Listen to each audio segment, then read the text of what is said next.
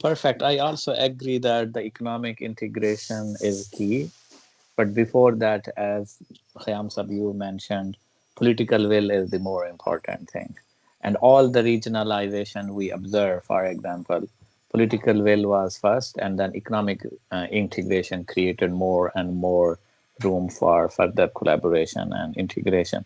So I have one last question from Huri, and Huri is like the research lead in United Kingdom and research lead of migration and South Asian diaspora in London. So her question is that, okay, you have been ambassador in different countries.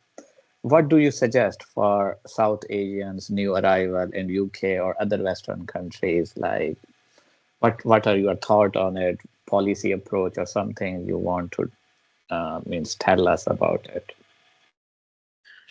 Those arrive on the shores of Western countries or more developed countries from the countries of South Asia. Definitely, they have diverse backgrounds. Definitely, lots of professionals, lots of people who are professionals as well as academics. They are touching the shores also, but a big number of those who are economic migrants, they keep on coming to Europe or to other regions like the North Africa. I personally feel what I have seen is that there is a lot of sort of ghettoism which emerges within the communities at times, and their interaction with the communities, local communities, is lagging. In fact, it is a two-way traffic. Those who are already locals, they feel that the outsiders have come, and hence they do not want to really interact. And on the other hand, the others who are coming from outside, they are also a bit shy. They feel themselves not having enough confidence to interact with the others, and they try to stay within their own communities. This has led to a lot of feelings particularly among those who are the original locals, so as to say, that the people coming from the immigrants are really, they want to change our society. Really, they do not want to really observe the norms of the society, and they want to in some cases they say that they have taken over the economic options available for the locals. I should say those who those who go to the Western countries, either for studies or for work, they should try to interact with the locals as much as possible. One important reason is that I was an ambassador of Pakistan by virtue of my being a government servant, a member of the Foreign Service of Pakistan, but the real ambassadors are those who are living there and who are interacting daily with the people around them. So whatever they will show to the others, that would be the image which would remain implanted or imprinted on the minds of the people.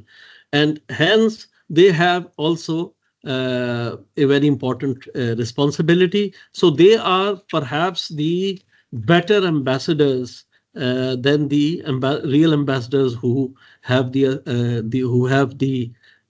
opportunity to raise the flag in representation of the state. But that is what we need to do. But somehow, I think learning the language, learning about do's and don'ts, about the culture of those countries, that is very important. One doesn't have to be, fully immersed in the cultures of that country, but every culture offers great positives. For example, uh, good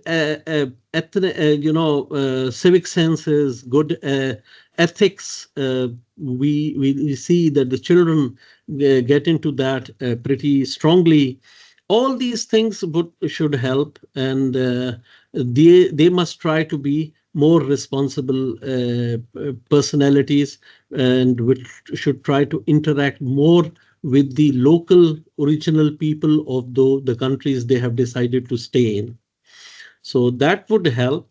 Otherwise, no doubt, uh, the feelings, the racism or the Islamophobia or whatever one would say is on the rise. It's not only the Islamophobia only.